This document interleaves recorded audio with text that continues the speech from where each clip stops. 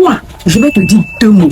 Tu racontais des sottises à moins d'un centime, là, comme si tu pouvais frapper tout le monde. Souvent même là, la fermière rend intelligent et mystérieux. Tu sais, quand tu te dis jeune, là, la sagesse et le discernement ne doivent pas te fuir. Non, du tout, du tout, du tout. Toi, tu dis être ivoiro-libanaise et que tu défends ton pays. Ok, il n'y a pas de souci, c'est légitime. Nous, on n'a pas de souci avec ça. Mais quand tu sais que tu es entre le marteau et l'enclume, là, tu dois avoir le bon ton. Quel que soit ce que tu vas recevoir au devant de toi comme parole désagréable, tu dois quand même avoir raison garder. Parce que dans la colère, là, on entend tout. Tu dois garder la tête froide. Parce que après tout qu'on fait, là, tu ne vas pas partir au Liban. Parce que eux-mêmes là-bas, là, ils ne vous calculent pas. Ils ne vous considèrent même pas, vous les métis là. Vous êtes noirs au même titre que nous ici. Et nous aussi ici, là, métis libanais, là, pour nous, c'est débeauté. Ça fait même plus même, ça donne pas, c'est pas chic. Donc toi-même là, tu ne sais même pas même où tu es, de quelle race même tu ne sais pas, tu es suspendu. Avec tout ça là, tu ne vas pas avoir des paroles sages, intelligentes et apaisantes. Mais non, hein, toi tu dois venir nous montrer que toi tu es trop Goldorak, tu es trop Bradarus, tu as trop raison. Et tu vas poser ta caméra et caillardement,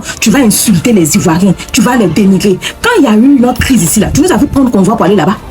Quand il y a eu pour nous ça, tu nous as vu prendre convoi pour aller là-bas, il faut nous répondre. Tu sais, on dit la parole là, elle est haut et fou. En même temps que ça peut calmer, apaiser les choses là, en même temps ça peut faire aussi dégénérer les choses. Donc redescends très vite de tes grands chevaux. Parce que nous les Ivoiriens là, nous sommes doux et amers. Et je pense que tu le sais.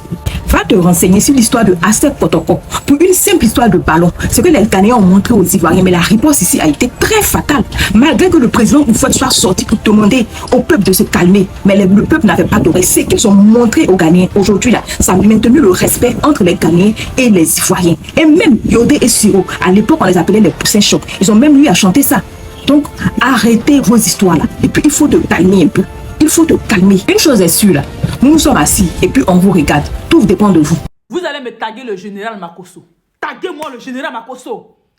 Il dit qu'il est le président de tous les influenceurs, de tous les blogueurs.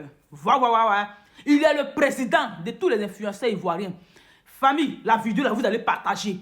On va écouter d'abord le général Makosso. On va écouter ce qu'il est en train de dire. Et puis je vais lui donner mon droit de réponse. Ah oui. On va écouter le général. J'espère que tout le monde se porte bien. J'espère que vous allez bien. C'est le général Camille Makosso, le président de tous les influenceurs, blogueurs de la Côte d'Ivoire et de l'Afrique. Je vois depuis un certain temps une nouvelle vague d'imbécilité et d'actes de sorcellerie qui se produit sur les réseaux sociaux par rapport à la nouvelle vague de Libanais qui viennent en Côte d'Ivoire. Tu sais, vieux, tu as les moyens de ta politique d'envoyer tes enfants en Europe pour fréquenter. Tu as les moyens de ta politique de faire manger tes enfants 10 à 15 fois par jour. Tu as les moyens de ta politique de dormir dans des grandes maisons. Vieux, quand tu dis que tu es l'aîné, quand tu es né là, il faut prendre ta place d'aînesse. Tu as compris? Il ne faut pas accepter que nous, on te manque de respect. D'abord, un jus que tu nous as emmené là, moi, je te ramène un jus là 10 000 fois. Parce que quand viens, un jus que tu nous as donné là, je te ramène ça. Ah oui, ça ne chauffe pas. Je te ramène les injures là. Pour te dire que nous avons fait le Maghreb. On connaît ce qui c'est l'arabe. Tu as compris? Quand tu dis que tu es le président là, ouvre ta bouche et puis il faut avoir le courage d'agir. Mes frères ivoiriens, vous avez raison, mais déposez les armes. Viens, c'est comme ça un aîné agit. Je ne suis pas allé toi-même. Hey, je ne suis pas allé toi aujourd'hui, je ne suis pas allé toi demain. Tu as compris? Ce qu'on subit chez les Arabes. Tu sais que tes soeurs ivoiriennes, tu sais que tes soeurs togolaises, tes soeurs guinéennes, tu sais qu'elles sont bloquées en prison en Libye. Tu sais que les passeports sont bloqués. Tu sais que tes soeurs ivoiriennes, on les fait tomber des balcons, on les tue. Quand on veut les violer, quand elles refusent, on les tue. Est-ce que tu sais ça? Viens ici, pas avec toi. Aujourd'hui, là, ici, pas avec toi-même. Viens. Ah oui, ici, pas avec toi. Je te ramène tes injures là. Injures que tu nous as donné là, moi, je te ramène ça. Côte d'Ivoire, c'est pour les Ivoiriens. Ça, il faut que vous le compreniez. On ne permettra pas à un Libanais de venir faire des vidéos pour narguer la Côte d'Ivoire. Quand je suis plus Ivoirien que vous, vous êtes qui? Toi, tu es plus Ivoirien que moi. Dans ta tête, ils ont chié dedans. Et vous là, il faut vous calmer. Hein. Moi, j'ai dit que c'est par rapport à Sanayek là. À Sanayek. Voilà pourquoi je suis un peu modéré. Parce que c'est un ami, il a côtoyé. Voilà. C'est par rapport à lui que c'est pas trop bizarre. Son gars est très bizarre, très désagréable. C'est moi qui vous dis ça.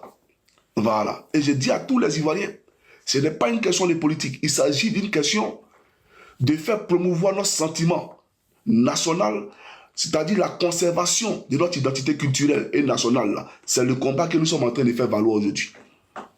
Voilà, c'est ce combat-là. Voilà des gens qui prennent qui se disent que des Libanais qui sont en Côte d'Ivoire, Ils disent que vous avez l'argent. Bon, d'abord, si votre question d'argent là, on va parler de ça. Vous dites que vous êtes là, vous créez des emplois. Je vois aussi toi, Makoso. Moi, souvent, il ne te comprend pas. Souvent, c'est-à-dire que des choses où tu veux forcément te faire voir, mais négativement. Je ne comprends pas. Quand on n'a rien à dire, on se tait, tout simplement. Ce n'est pas dans tout on parle. Parce que souvent, tu crées des buzz bizarres, tu crées des histoires où les Ivoiriens même les sont fâchés. Mais on se calme parce qu'on se dit que tu es notre frère, on ne parle pas.